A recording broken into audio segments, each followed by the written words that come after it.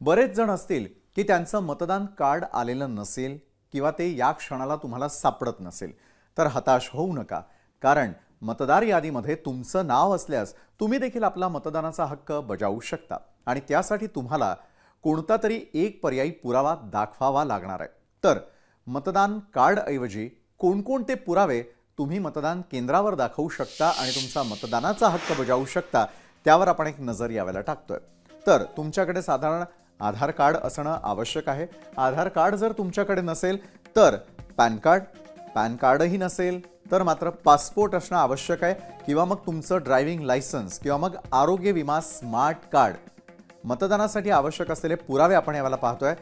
रोजगार ओळखपत्र, RGI smart card, photo असलेलं तुमचं सेवा ओळखपत्र, फोटो असलेली निवृत्ती वेतन विषयक कागदपत्र, बँक टपाल खात्यामधील फोटो असलेलं पासबुक देखील त्या ठिकाणी चालू शकतं।